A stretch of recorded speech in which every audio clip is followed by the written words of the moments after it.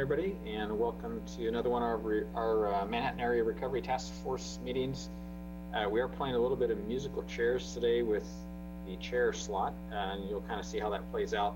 Jason is out of office today, and I've actually got to be somewhere here in a bit, but I'll be back after that. Hope everybody had a good Thanksgiving holiday and a chance to spend that quietly at home with only your immediate family and no one else from outside of your very small bubble that we would encourage you all to have. So just kind of based on past experience, the next 3 to 5 days are actually pretty key because that'll kind of be our indication of locally what our COVID numbers might look like. And so Friday through Tuesday is kind of the window I think that we're probably looking at most closely, and then that'll kind of set the stage I think for the following next 2 weeks. So from last Friday to Monday we had 145 new cases in Riley County. From Monday through Wednesday there were 71 new cases. They're now actively monitoring 391 active cases. Interestingly, our percent positive did go down the last 7-day period as compared to the 7-day period previous to that. So that's good, obviously. We're just, again, waiting to see what that looks like as we get the testing data for this particular week. The county is actually doing another of the free drive-through testings today. And my understanding is the 11-to-1 volume at Seco Park was very high. So I don't know exact count yet, but very, very high. And I know this may sound weird, that's actually a really good thing. That is our only way to really get an idea of community spread. And so we actually need people to voluntarily go and do that, and would certainly encourage people, if you're listening or watching our group today, to really consider doing that. They'll be doing that again this evening from 5 to 7 p.m. So when we'd met 2 weeks ago, that was right around the time the governor had issued the new statewide mask on mandates, but local government entities had an ability to either adopt, kind of amend or change or opt out. Riley County did adopt Health Order number 19 that did incorporate a mask requirement. Gary County is still operating under their health order from actually back in mid-October when they had added a mask mandate. Potawatomi County did opt out of having a mask mandate.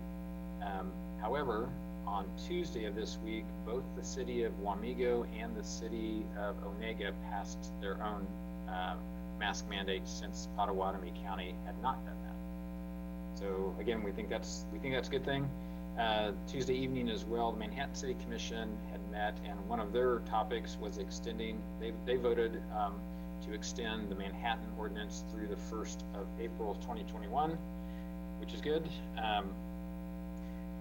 We are hearing from a number of local high schools about shifting to virtual, and that's true in Gary. We have some hybrid school systems now in Potawatomi County as well, and we also still have in-person schools in Riley, Pot, and Gary, depending on the size of the school district and their kind of locally positivity level. Certainly, I think everybody's making an effort to keep elementary and even as much middle school students as they can in in-person learning as much as possible. So there's been a lot more communication about vaccine, and so we thought we might just, as part of our little updates, just kind of talk about that really quickly. So this is an evolving topic, really related to the amount of information that is coming out. What we do know at this point, the state of Kansas will receive its first group vaccine that would be sufficient for 24,375 doses, and that allocation is based on population across all of our states, and so that's Kansas's piece of that. We don't actually know when that vaccine will land here in Kansas, and then KDHE has their own plan for how that is being distributed, and so there will be some of the initial vaccine that goes to some of the health care organizations in the state. We believe, again, I've not seen this written down yet, we believe that there'll be some disseminated to local health departments for use within counties, and there's kind of a prioritization around how this will happen and who will get their vaccines first, etc. I do anticipate that not tomorrow, but by a week from tomorrow, a week from Friday, we'll probably have a lot more detail on what that will look like in the state of Kansas. And we will most likely also have an idea of dates. That is because a week from today, the FDA will have their meeting to either approve the Pfizer product or not. And I think everybody anticipates it's going to get approved. That will immediately start the distribution process. The FDA will then meet on December 17th to have that same conversation around the emergency use authorization for the Moderna vaccine. And they actually have already stockpiled several million doses of that as well. And so then that would also get pushed out to the states. So that's, I think it's kind of, in the process. There've been some kind of conversation outside of our group and some questions about, so when might we see community vaccinations? And I don't think that will be real soon, quite honestly. It's kind of getting legs under the whole process and getting these initial vaccines out. What we've been told, as a healthcare provider, is that our first group of vaccine will be insufficient for the number of healthcare providers we have, even in the forward-facing departments that are actually actively taking care of COVID patients. We do not anticipate getting enough vaccine to even care for them. And so there's actually a prioritization process that all of us are going through, kind of in concert with the health departments and also KDHE, kind of lay that out of, so who goes first, who goes second, etc. And I think, again, all of, at least within our organization, I think locally, that will pretty well be lined out in the next 7 to 10 days. We really don't have a whole lot of time for process and discussion, because we've been told to expect vaccine in 2 weeks. So that's kind of to give you a feel for how things are going to start moving once we get approvals.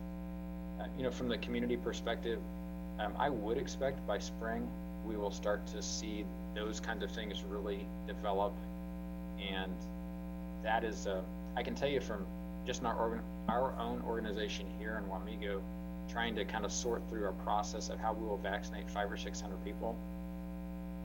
When we look, let's assume that everybody first out of the gate, we're going to have 70 or 50% of everybody wanting the vaccine. So in Riley County, that's 35,000 people.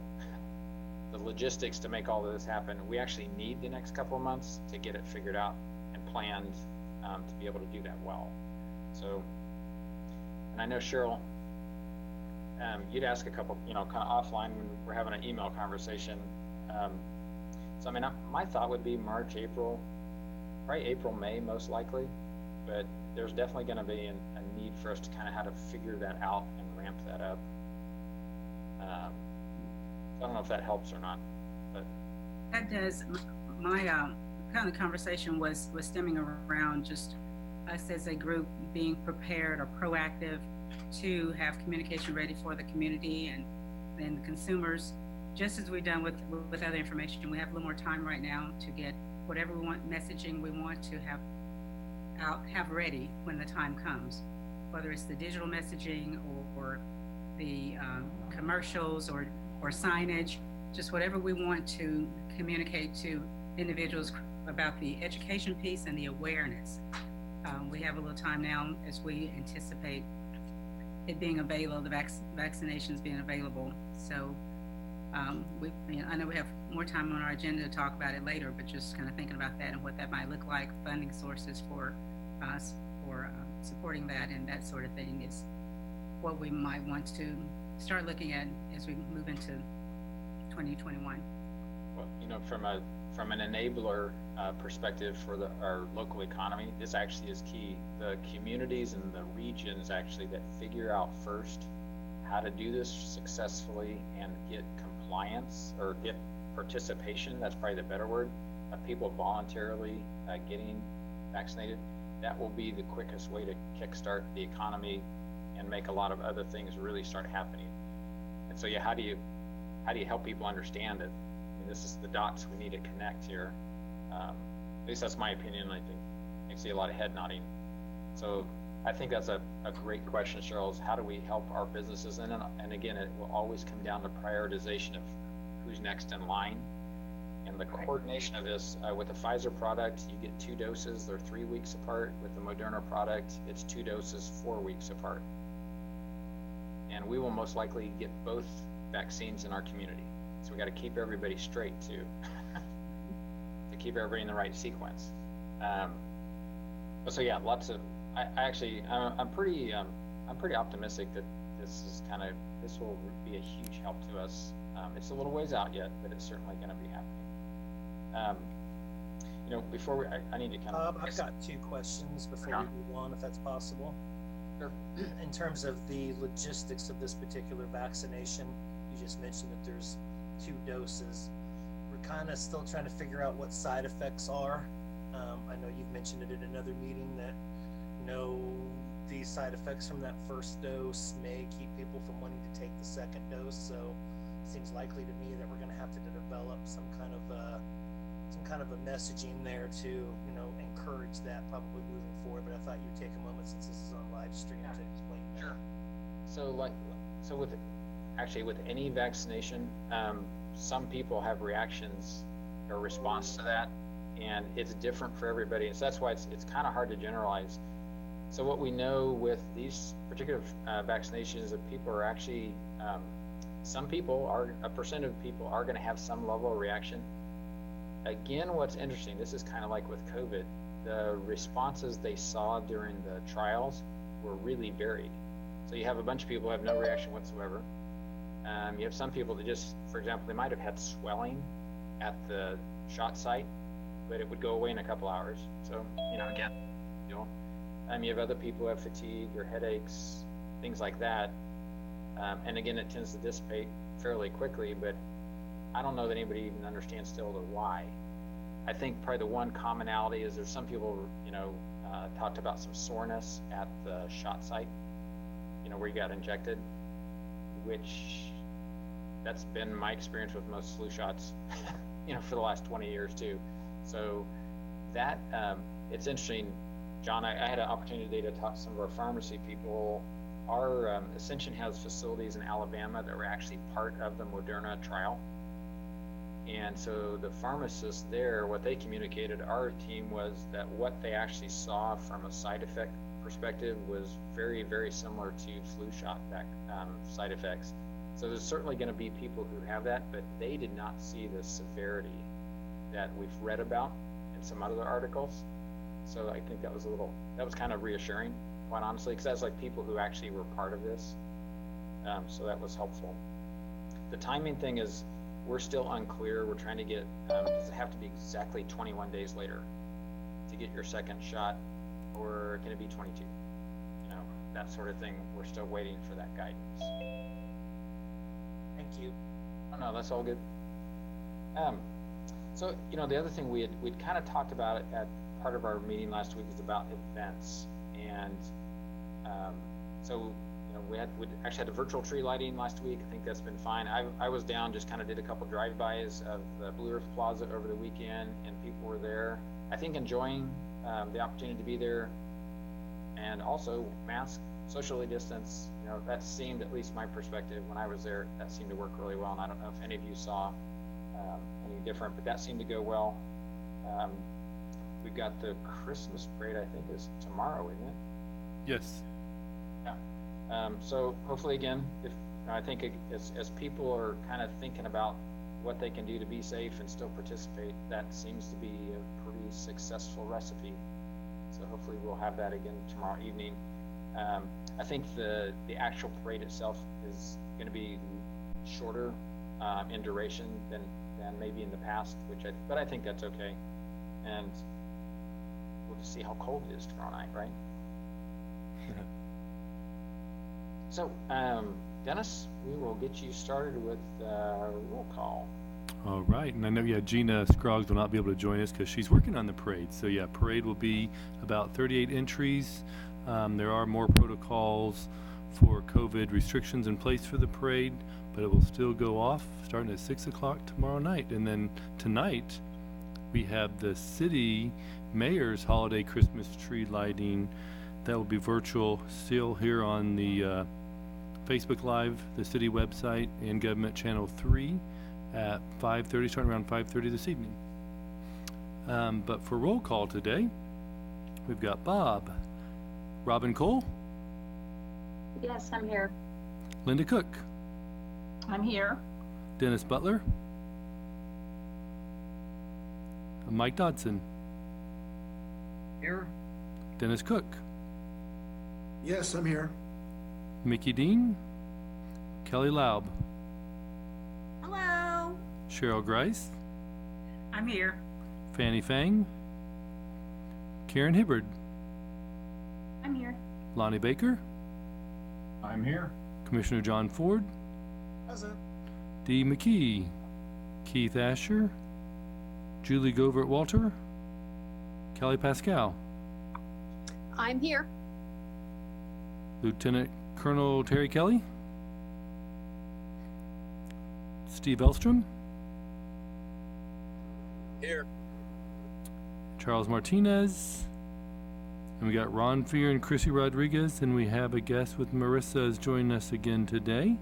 So we've got everyone accounted for. Thank you, Bob.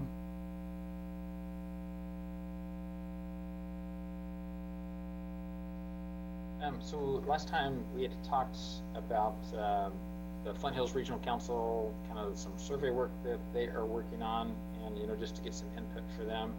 So Regional Council staff, they've taken that feedback, and we just asked them to kind of give a little bit of an update today to kind of help close that loop, since we'd spent some time on that last time. So Christy and Marissa, we'll turn things to you.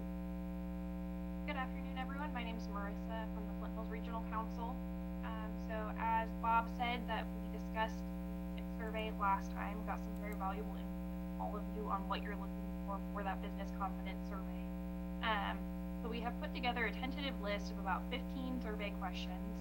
We are aiming to partner with both the SBDC and K-State's TDI on our survey. K-State's TDI has recently done a manufacturing-oriented survey, and so we wanted to make sure that whatever questions we're asking of our businesses that are not manufacturing, that we can actually compare some of the data. So we did pull a couple of questions from theirs that were applicable to non-manufacturing businesses, and then we're waiting on the SBDC to see if they have any questions that they would like us to add or think would add value to the survey. We want to keep the survey relatively short to make it so we can actually resurvey businesses on a periodic basis throughout the year. That way we can kind of compare and gather data, since this is a very fluid situation that we're in the middle of. And so with that, we've actually created 2 options for a timeline for issuing the survey.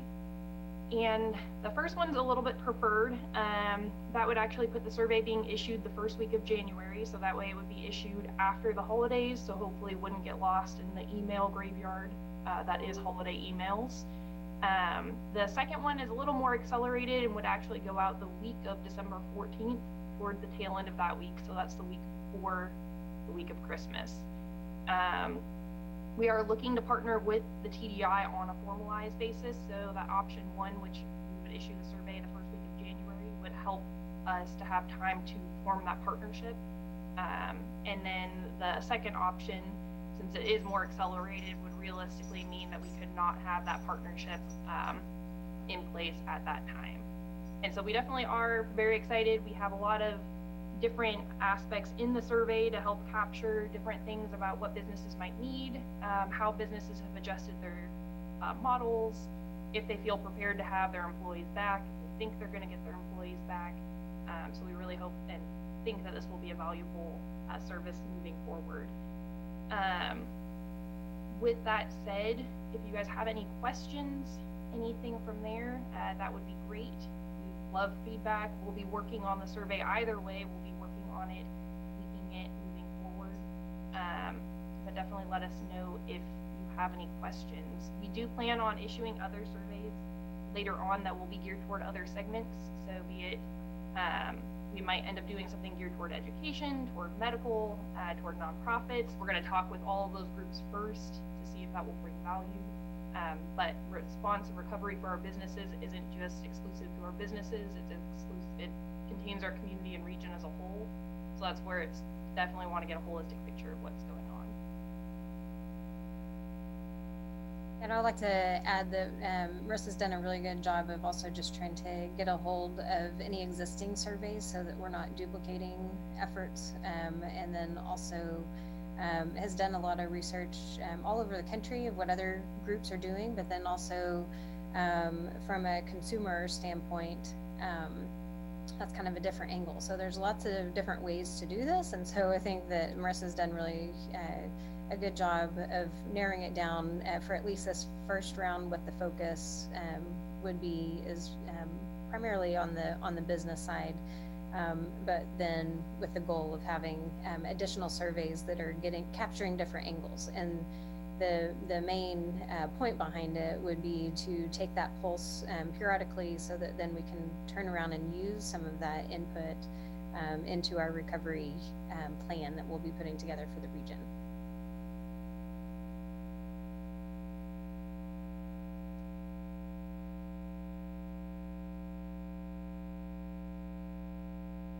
Does anyone have any questions?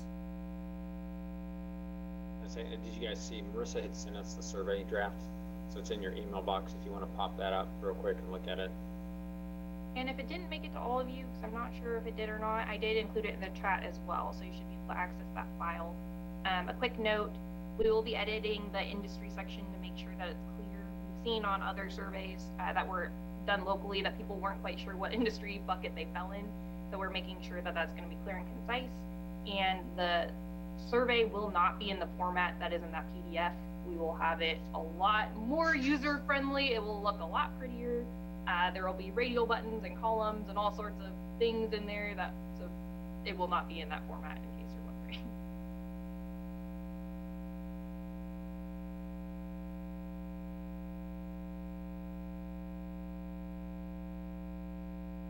Anybody have any comments, questions, or suggestions for Marissa and Christy?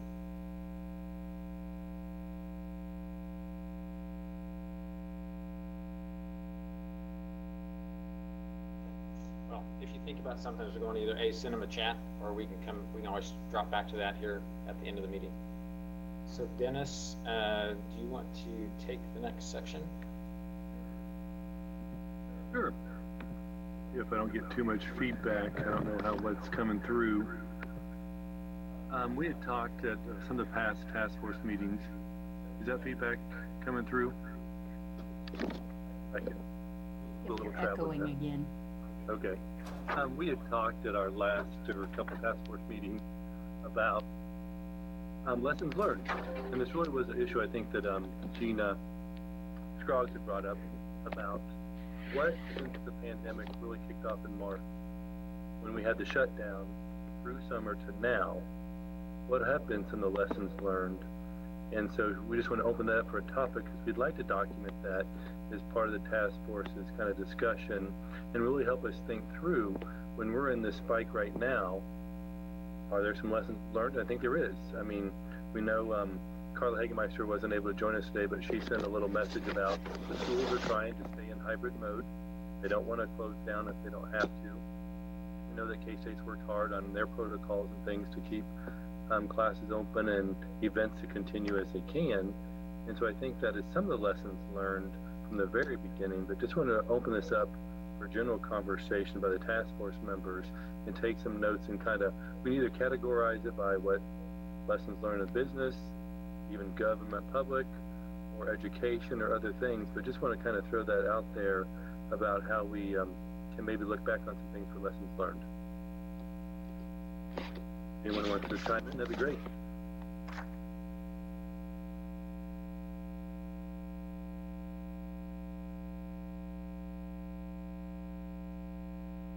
Well, I'll go ahead and start.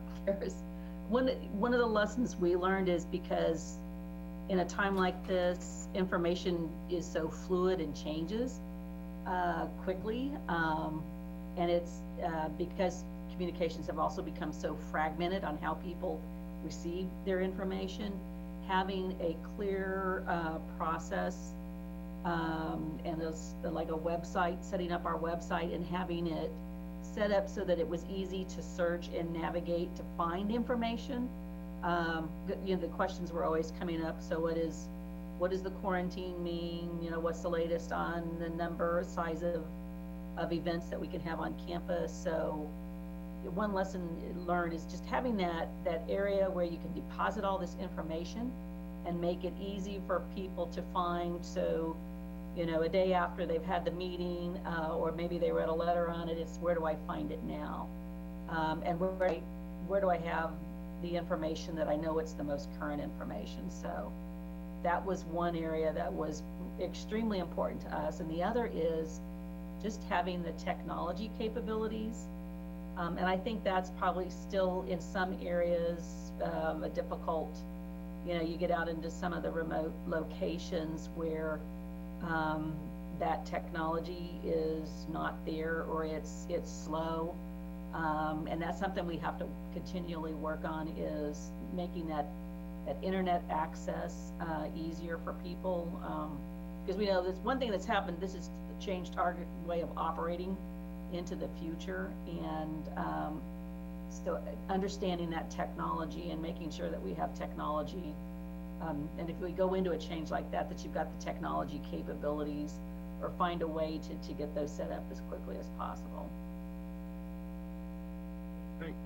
I'd like to second that. Just being new in my position and going all over the region, I would say the majority of the cities and the counties do not have the infrastructure in place to have public meetings virtually, and they still don't. So really behind the rest of the country probably.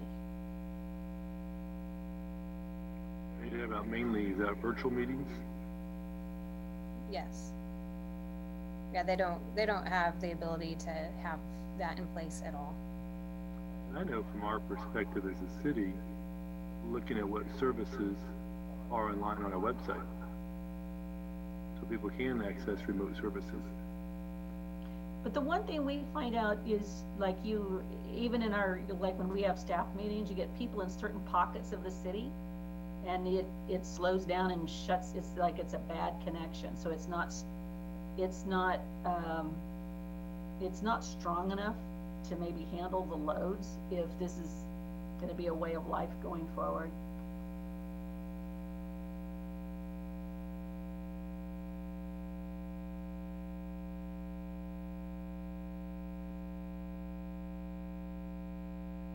Any other thoughts? I had a format request.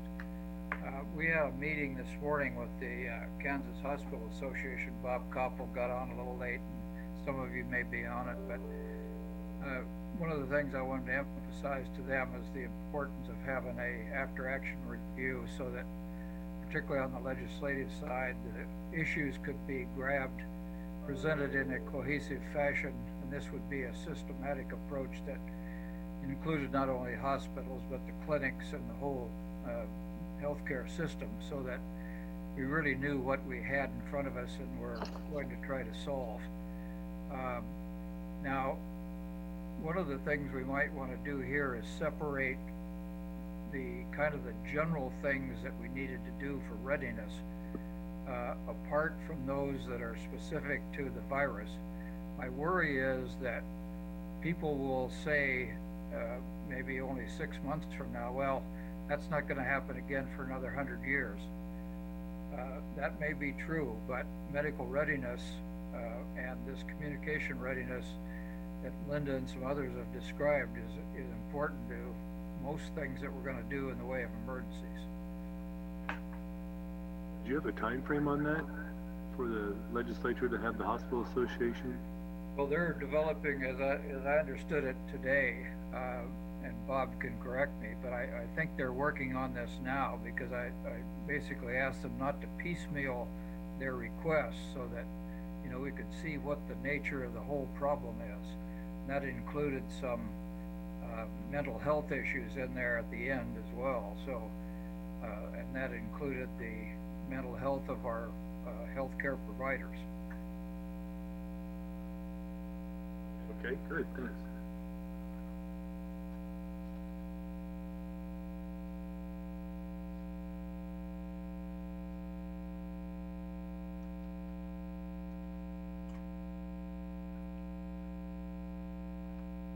I might say something just about sort of lessons learned, from my role of running a large not-for-profit organization, and that is that, first of all, it's absolutely important that we be able to be flexible. We thought we knew where things were, we thought we knew one day what things were, and then the next day they were different, and then the day after that they were different. And so there's just this constant change. And I've heard a lot of people say it's kind of like building a plane while you're flying it. And I think that that's a pretty good kind of characterization of what it's been like going through this pandemic. Another sort of observation and a lesson learned is that there is a whole lot of information out there, but it's not all factual and it's not all correct or accurate. And that just abundance of information can be overwhelming for people who make it their job to understand and sift through the information, looking for facts. I think it can be nearly impossible for people who aren't critically analyzing it to be able to separate out what's accurate from what's not accurate. And I don't have the solution to that. It's just a lesson learned and something that I think we need to consider as we're providing leadership within the community. Another lesson learned for me is the importance of frequent and regular communication with the people over whom we each have responsibility. And of course, we all have different levels of responsibility and different circles of responsibility in the community. But it's so important then that all of us in each of our roles and in our circles of responsibility are engaging in frequent and regular communication with the people who look to us for guidance. I think when there's an absence of communication, especially an absence of trying to sort of sort through the information that's out there that may or may not be factual, then people start to try to fill in the gaps themselves, and that sometimes that can cause more problems than really necessary. So that, I think, is an important thing. And then, just as has already been said, technology. We really, I think that a lesson learned here is that we just really have some major gaps there, and we need to be looking at how we're going to improve our technology infrastructure as we continue to move forward. And then I've also observed just continuing challenges with getting all of the PPE that we need and getting it at prices that are reasonable. And so from our perspective, there's a lesson learned there about it's that medical readiness or preparedness, not only for this pandemic, but for whatever next thing comes around. So those are just some general kinds of observations that I've had. On the technology piece, are people still on backlog for laptops and other cameras and other technology? I know that we don't have some coming in until January, February. Yes, we're still seeing some delays. We're in much better shape than, Pawnee Mental Health is in much better shape than we were last spring, but we do still see some supply chain slowness, depending on what it is you're looking for. And pricing is still an issue too when you talk about PPE. Good, thank you, Robin. Some other thoughts? I'm going to add a couple of things here, if that's okay. On the technological piece, it's not just the equipment, but we, even before this pandemic, we're really behind on broadband, and it's a rural issue, and it's a top priority of mine. I think it's almost as important now as roads and bridges are, to be totally honest with you. It's going to be hard both to get through this pandemic and the changes that are going to obviously happen, both from a just an adaptation and social perspective. But more so than even that, it's, you know, it's for us to be economically viable moving down the road, we're going to have this. And so that's one of the things, at least from my perspective, it's going to be a top priority moving forward. And we're already working on a few things there, but we've got a long ways to go to be up to date on that. The second one I would mention is just simply put, adaptation. From day one here in March, we've been able to kind of move forward through things, and we've had positive experiences with this, I think, and we've had negative experiences with this, but a whole lot of room to learn from the things that we've had to do on the fly because we didn't have any other choice but to do them on the fly.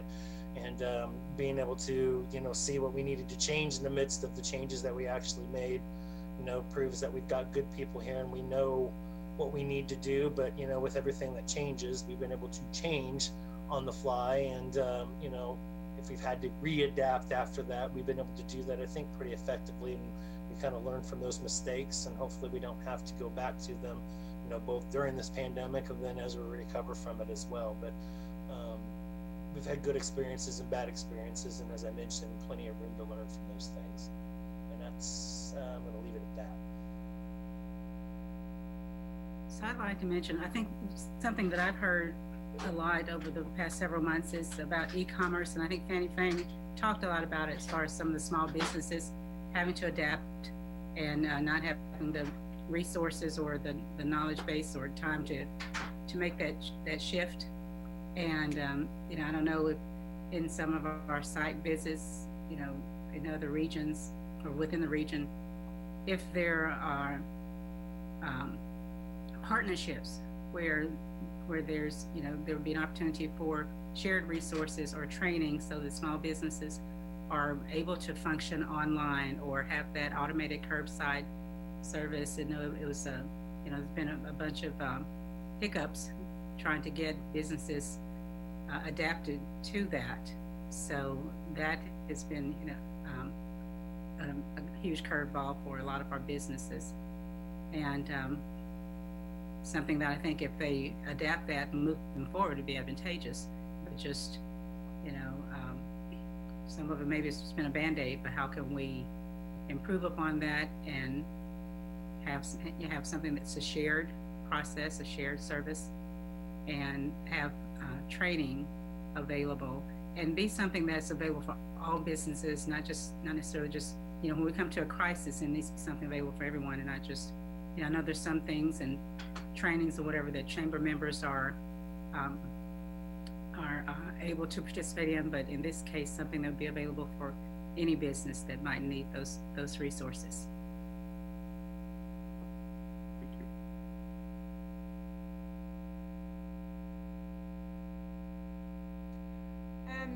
I guess I just, yes, technology, definitely you know, that was a big conversion for a lot of businesses, obviously. You know, financial investment, monthly fees, obviously training, you know, training not only for us, our staff, but also the consumer. You know, and also I think now that we've got hindsight behind us, you know, shutting down all that time that we did, and our cases were much lower than they are now when we're open for business, you know, and there's not any segregated, you know, discrimination against, you know, what's open and what's not open, you know. So I think maybe, you know, that might be something to, you know, think about as well. You know, the haste, you know, to completely shut us all down. You know, maybe that was necessary up in, you know, New York and, you know, some other you know, hot pocket areas at that time. But I don't think that it was really all that necessary for us because we have higher counts now than we did back then.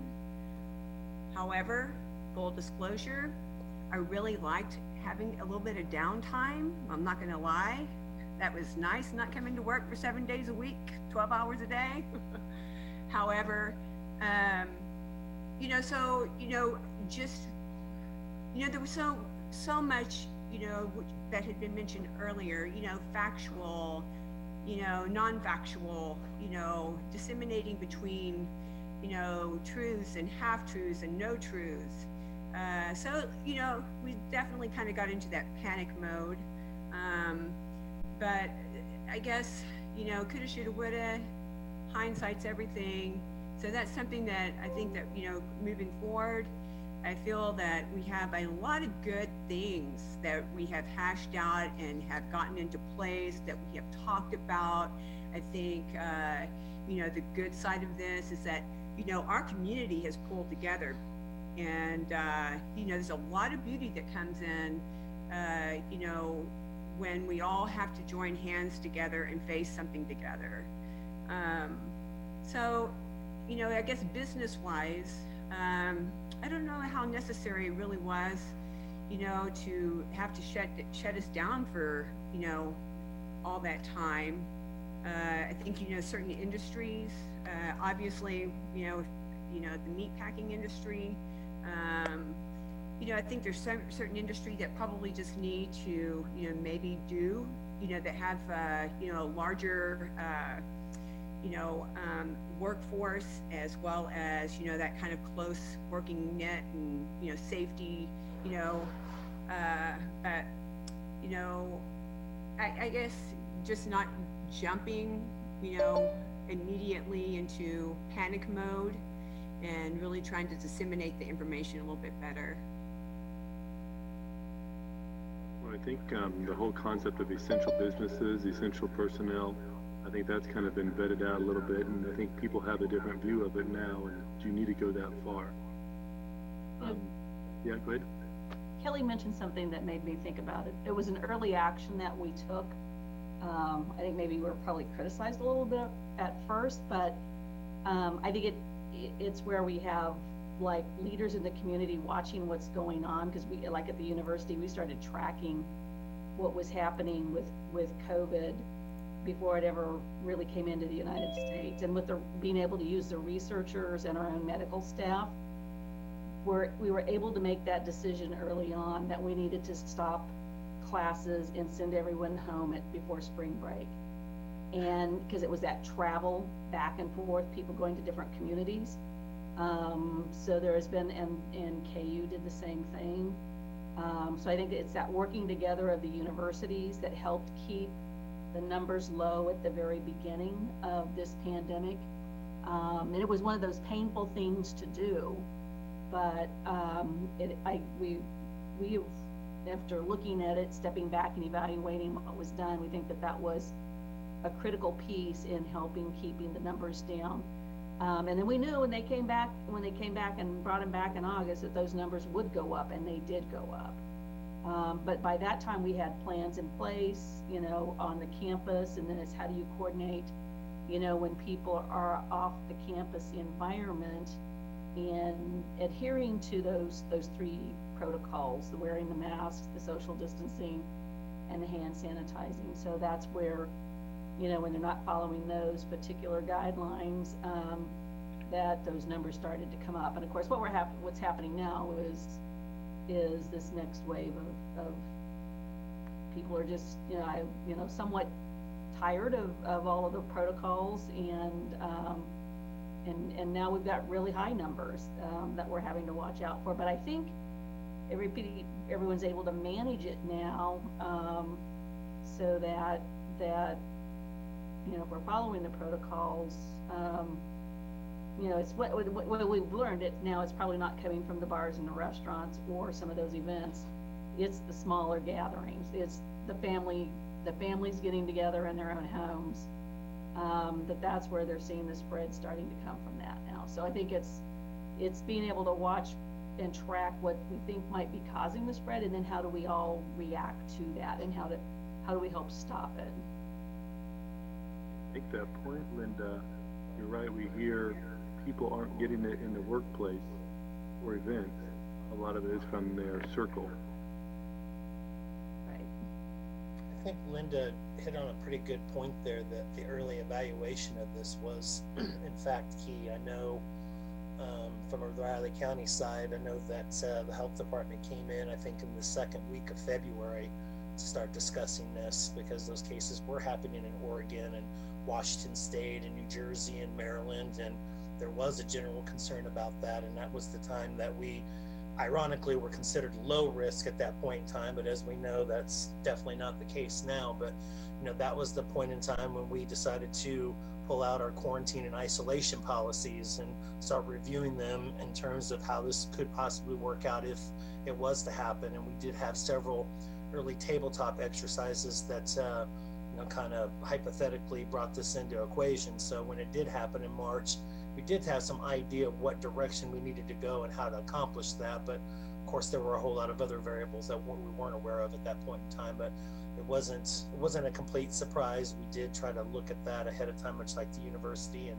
probably several other entities did. And then when we did come to March and had to make some of those tough decisions, we were able to make those kind of quickly and fastly. And I think time will definitely tell whether or not we did 100% make the right decision or not. But I would say, sitting here right now, I would say that all those decisions that we made in early March really kept this from blowing up very, very early in the process. And it was some of that pre-thinking and pre-planning that got us to that point. So what Linda said there, I think, was very, very true.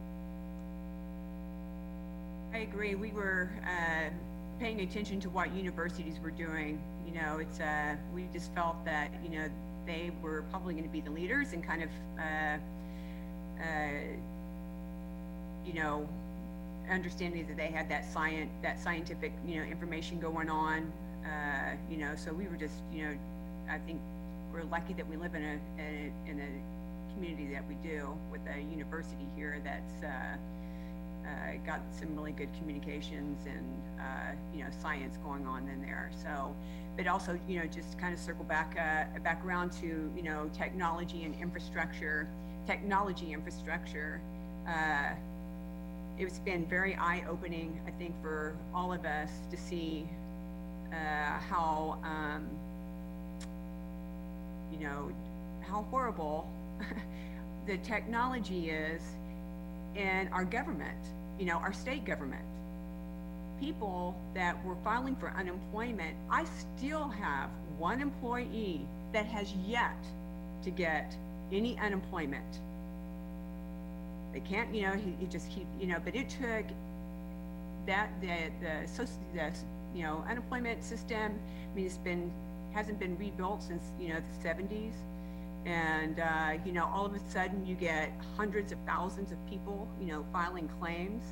And, there's just, it's been an eye opener, definitely for my family and, my staff, and, paying a little more attention to legislation, I guess, what's really being spent and where, and, et cetera. But, yeah, definitely, technology, the infrastructure for technology in our state is sorely lacking across the board, and I think that it needs to be a high priority, certainly in just helping one another out in that regard. So, but also kind of to circle back around to the community foundation and the efforts to come together and to buy gift cards to businesses.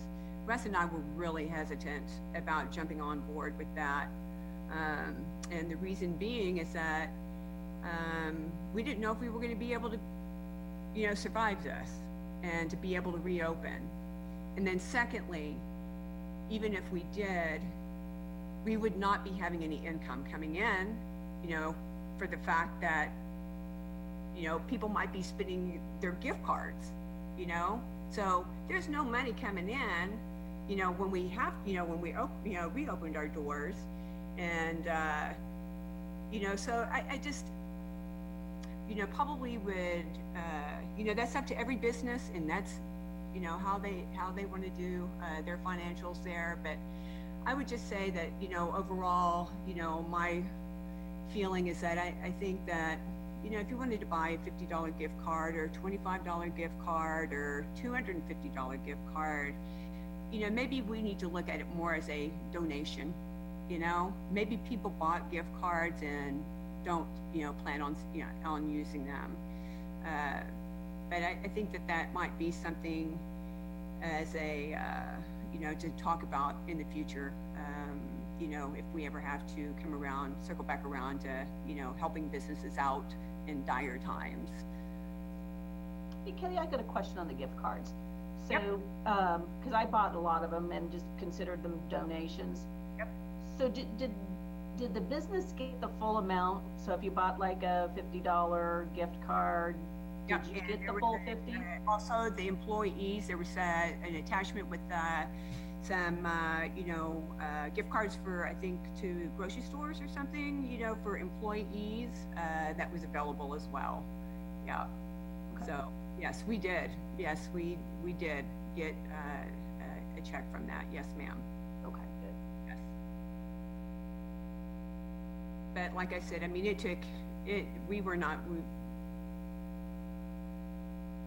we kind of came into the game late on that one, just because we really didn't feel comfortable with it, you know, as I mentioned, so, yeah. I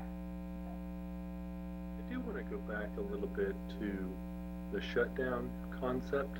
So I even think now, with the Raleigh County Health Department doing their 14-day challenge, about not saying they want a lockdown, but can we take it upon the messaging to isolate yourselves, stick to your small families, don't travel for Thanksgiving, don't travel for Christmas. I do see that as a lesson learned from our local health department, I think across the country, where I think people are recognizing that shutdown or lockdown has its different side effects, so to speak. Is that a common view, or is that just kind of my view?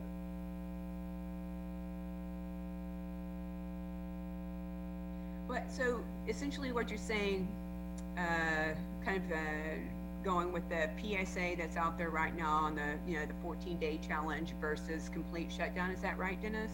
Yeah, it's more about, I give the local health department credit for not trying to come up with a new order. I mean, you have the commissioners there as the health board, but not to come up with a new order for lockdowns and go back to essential businesses.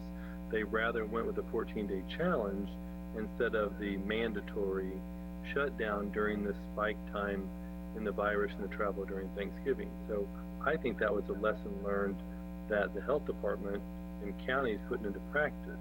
That might just be my assumption. Dennis, I would probably mention on that, because I've had some conversations about this, that both the Raleigh County Health Department and the EOC understand,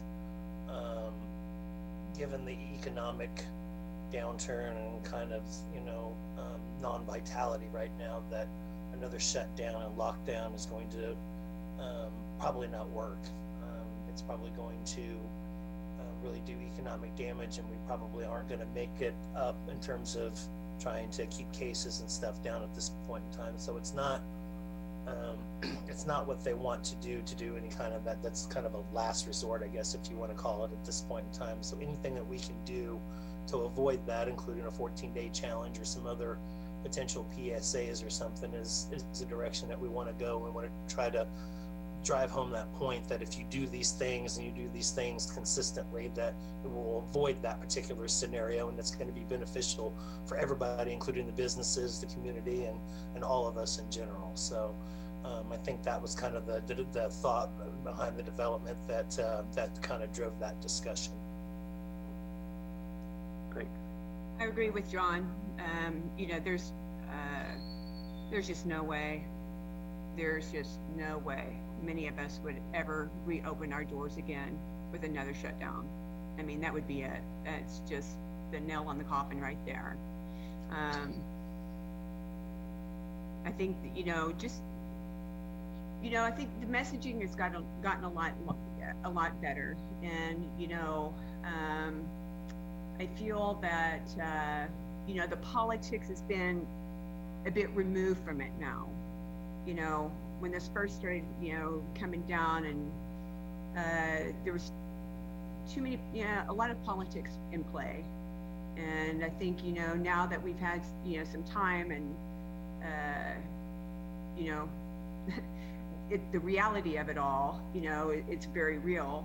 And so I think people are being a little bit more respectful of that, and they, understand the safety measures that need to be taken. And I think, I would have to say overall, having had our dine-in doors open, we have had very few problems. Had some eyes roll and, like, are you serious?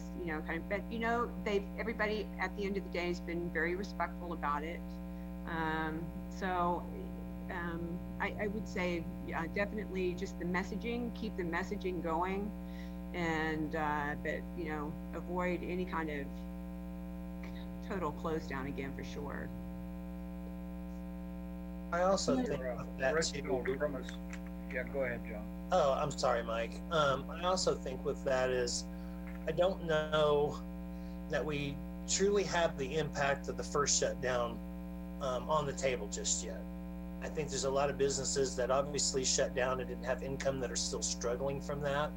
And we still don't know how that's going to work out. I think Kelly's mentioned that several times with Little Apple, that I don't think the dust has settled from that yet. And I think a lot of people on both the economic and the health side understand that particular point right now too.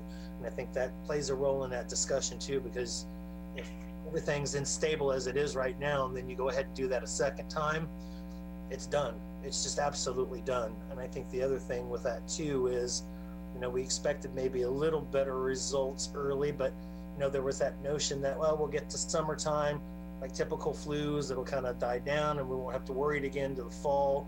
That's not what happened, as we obviously understood. We had that spike in July and August, and we anticipated those numbers to rise when the university decided to open, but we didn't expect it to work out quite the way it did. And trying to balance those two entities, particularly from a policy standpoint on the public side, they just don't intertwine very well. There just really isn't a way to create that balance. And going back and doing something that may not have had the right outcome the first time around, to me, doesn't seem logical to do the second time around and expecting something different to happen. I just don't think that's going to work out that way. And I think a lot of our health department and of course command staff kind of have that same mentality at this point in time, that whatever it is that we do need to do, it's probably going to have to be different from what we've already done. That's just the kind of thought that's in play there.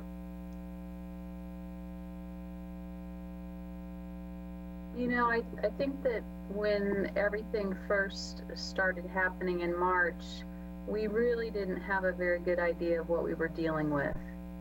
And because we really didn't know what we were dealing with, there was a lot of fear about what was happening. And I think there was a reluctant willingness, and maybe even on the part of some people, a less, not a very reluctant, but a general willingness to comply with whatever restrictions needed to be implemented to address the problem. And I think that our leaders tried to do what they thought was the right thing to do, once again, based on a situation that we'd not really seen before, in a situation where we really didn't know what was going on or totally what we were dealing with. But I think now that we do know, and not that we know everything there is to know, and I don't know when or if ever we will know everything that we need to know about the virus, but we definitely have a lot more information. And with that more information comes also a lot more opinions about what we should do, what we shouldn't do, that kind of thing. But it seems like generally there is just a whole lot less stomach for a shutdown like what we had on the front end of it.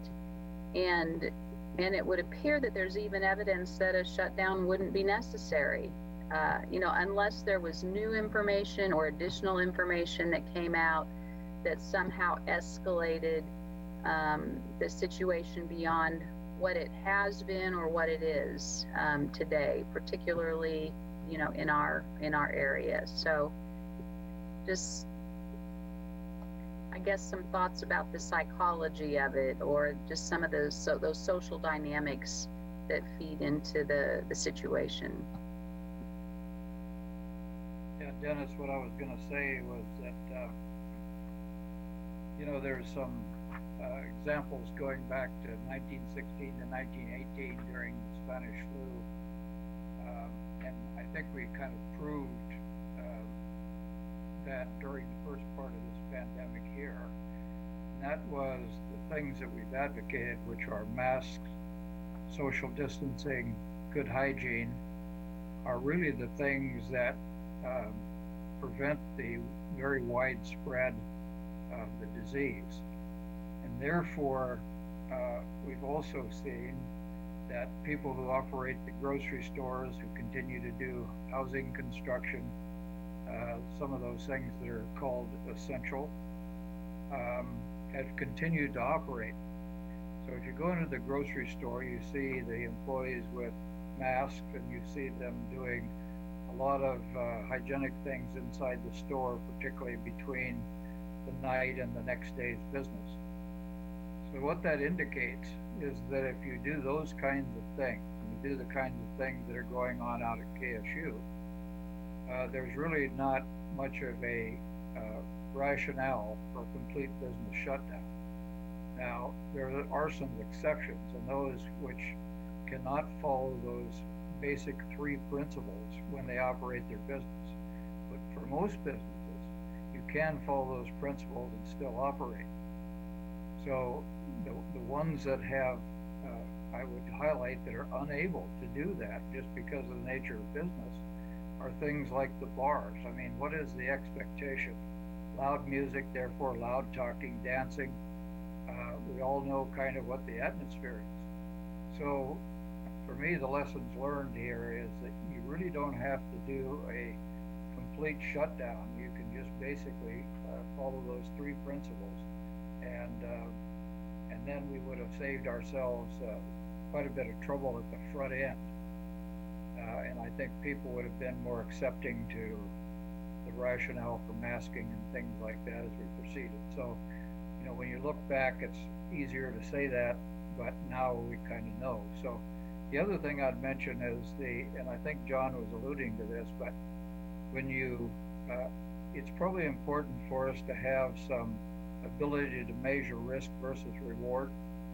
When we were trying to watch, Dennis, I know that when I left the commission, we were trying to figure out some trends in sales tax and some other indicators, so we kind of knew what kind of trouble we were in and which sectors and how we would try to dig ourselves out of that. And I think those things are important, so you can kind of tell the public what to expect and why we have to do certain things in measures of mitigation.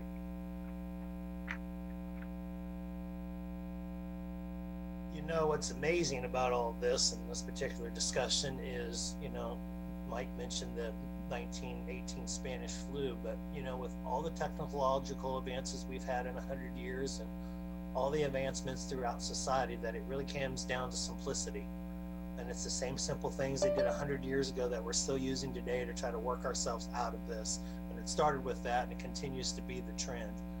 That's just something that just absolutely floors me, and everything that I look at and all the research I look at to try to make some kind of sound policy through all this. And it's not perfect, and it's probably never going to be as we work through it, but it's just the sheer simplicity of everything.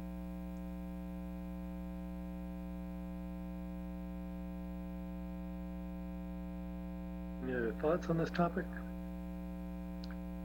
Well, I will say, Commissioner, forward to your comment, we did hear from Bob Koppel at our last meeting that actually one of the lessons learned, or positive, is that the flu rates are down right now. That he said is unheard of last time, that they've not seen some of the flu positive cases coming through back then. I don't know what it is now, but I think those simple hygiene, those basic things that we're doing for COVID have certainly helped with the flu, which is a interesting side benefit. So, well, good. I appreciate the input. We will document all this and compile it and send it back out. And we'll have probably one more conversation on this, just because we'll have some more voices too on this, and kind of make sure we'll caption everything. As we move on through the agenda, the other item on the agenda we had is kind of the emerging issues. that we have at every meeting. Just want to make sure we open it up right now. If there's anything that the task force members got on their mind or maybe recently learned about something that you want to bring to the attention of the other task force members or the community. So I'll solicit any open kind of forum right now if there's any emerging issues you want to bring up. I certainly have one. All right. And I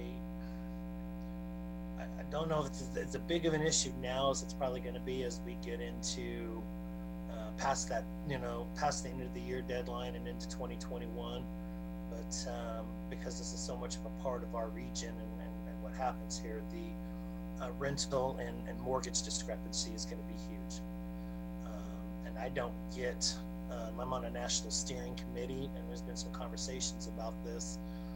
There doesn't seem to be any push or drive right now, even with this stimulus package that's being talked about, to completely segregate some kind of funding for this particular item.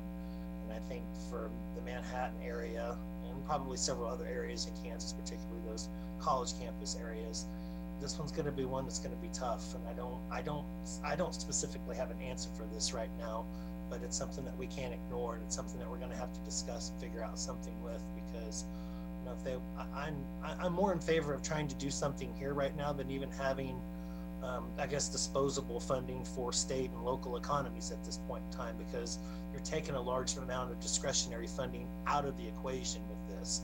And it doesn't just hurt the lease, the person that's renting or the person that has the mortgage, but it hurts the landlord, it hurts the mortgage company that has the note on that, and it hurts, the banks or the lending institutions too. So it's a large piece of the pie. And I'm not seeing an answer coming from any equation at this point in time on this.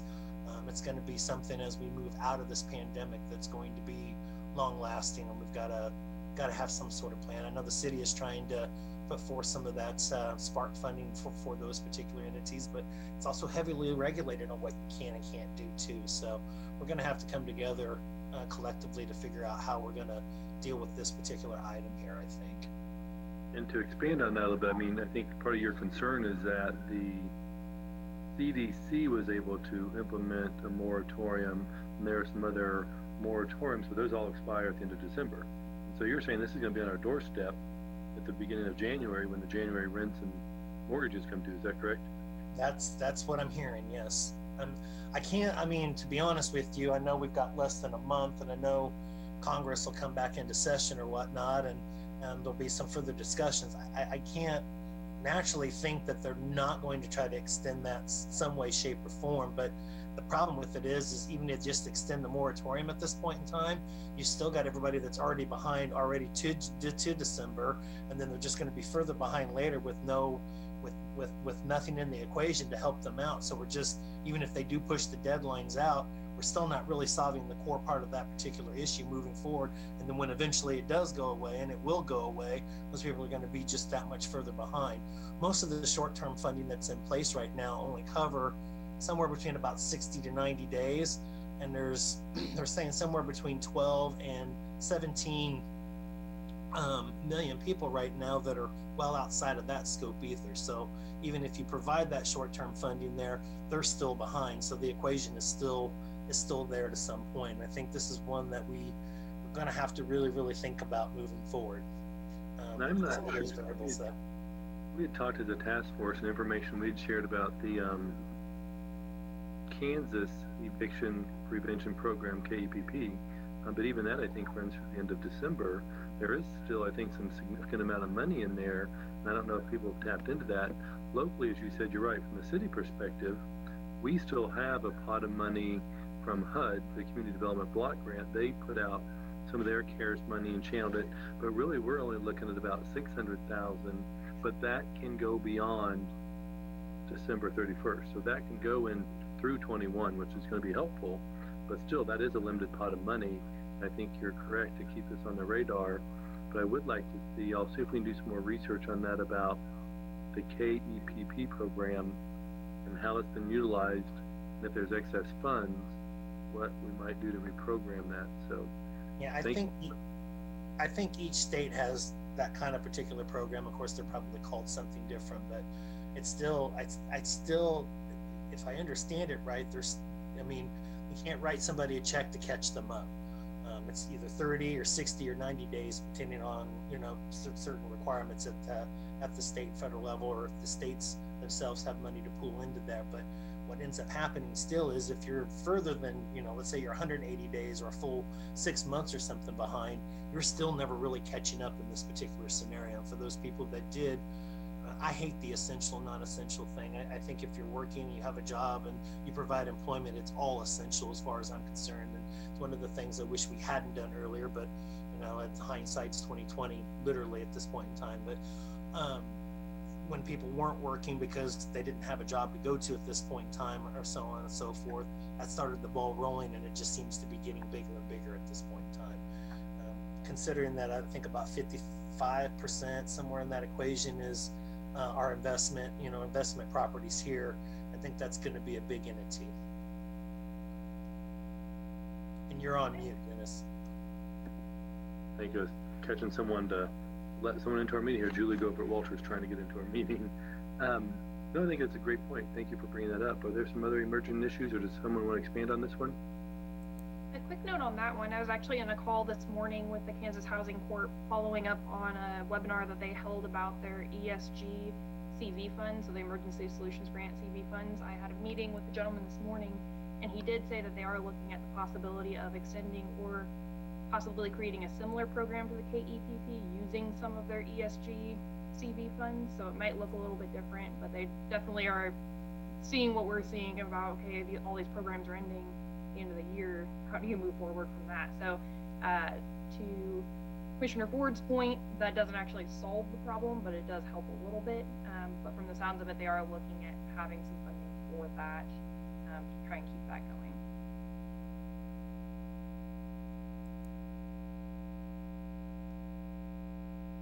All right, any other new emerging issues that someone want to bring up for group knowledge today?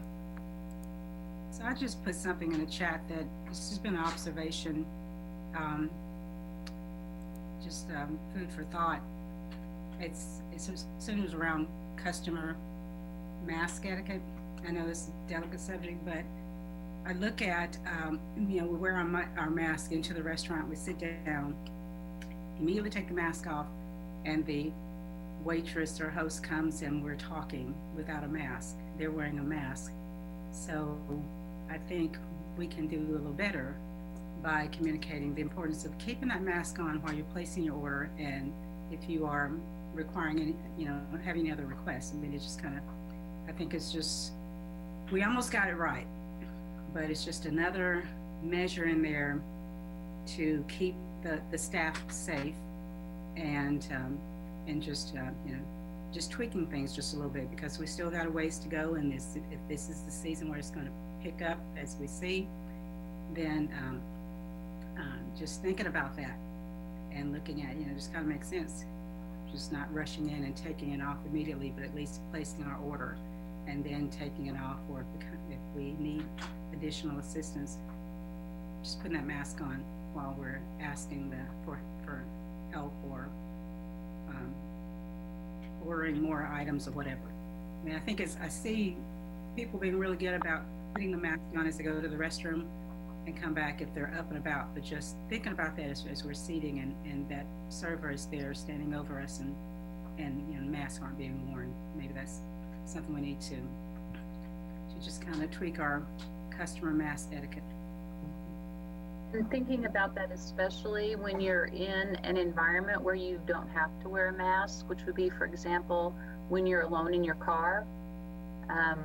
You know, when you're alone in your car, you don't have to wear a mask, but keeping in mind what you're saying, if you're going through a drive-through window and you're pulling up to that window, and you're definitely closer than 6 feet to the person who's taking your money, that's another really good example of where it would be good etiquette to put your mask on as you're interacting in such close proximity to the person who's waiting on you. Right, we got it down in the grocery stores, you know, we're keeping it on in that proximity, but just think about the same thing as we are dining out. I think something else that'll be emerging is once this vaccine comes out, And again, it's gonna be in phases. So what we need to start thinking about is, because not everyone will have it at the same time, and some may not get it till summer, some may not get it till fall. But we know there's gonna be that pressure. When are you gonna lift the mask ordinance? When are you gonna lift the social distancing?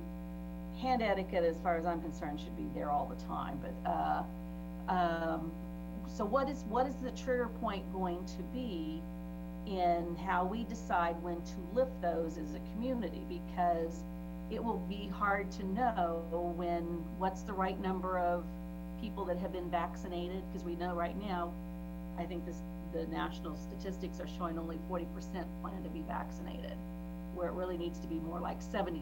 So that kind of gets to what we talked about earlier. How do you create that awareness that you really need the vaccine?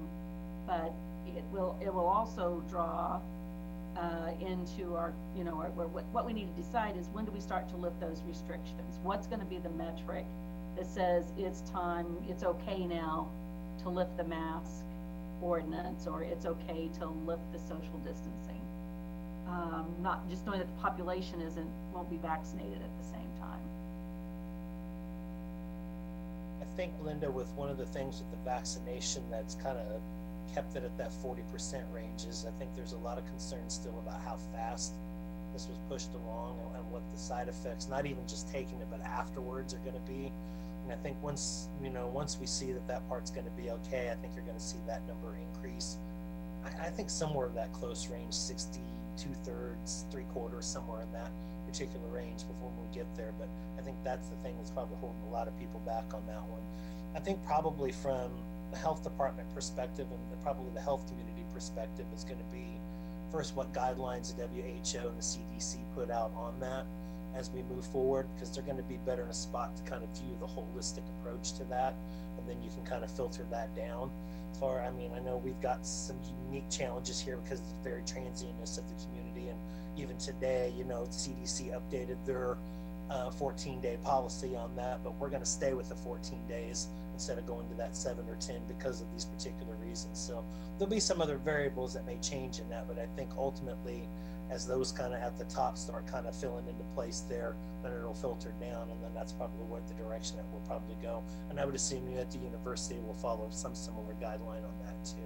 Well, we were questioning today that there was a discrepancy between CDC and what KDHE said on quarantine and isolation.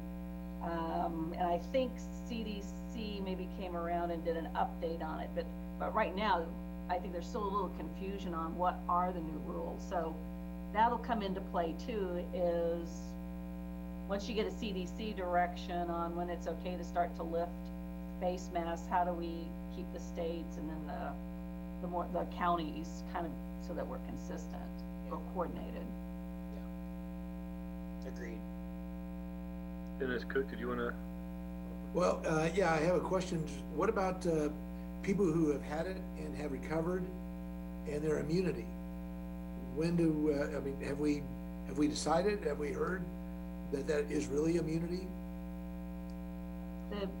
Dr. Fauci said today that somebody that if you had COVID, you would still need to get the shot. After about 90 days, your antigens are going to wear down. So even if you had COVID, you'll still need to get the shot.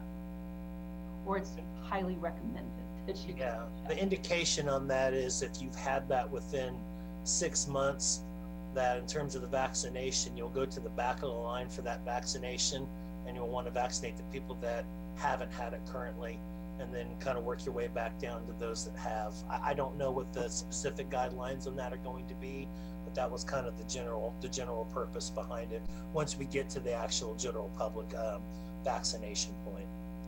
Okay, thank you.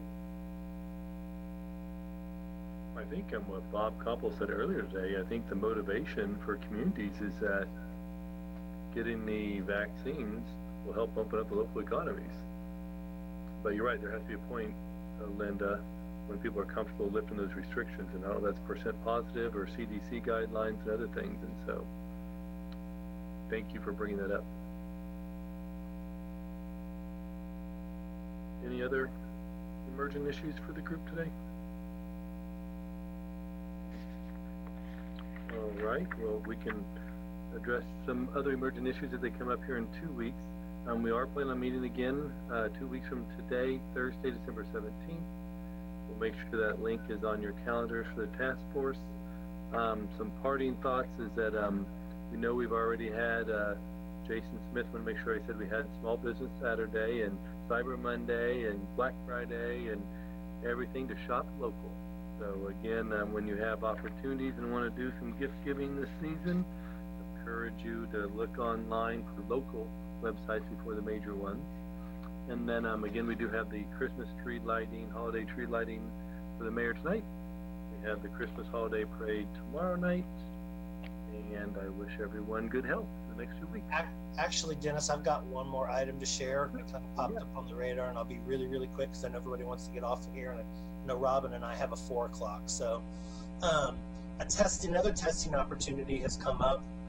It came up late last week. I had a conversation with former Congressman Kevin Yoder, who used to serve in the 3rd District over there.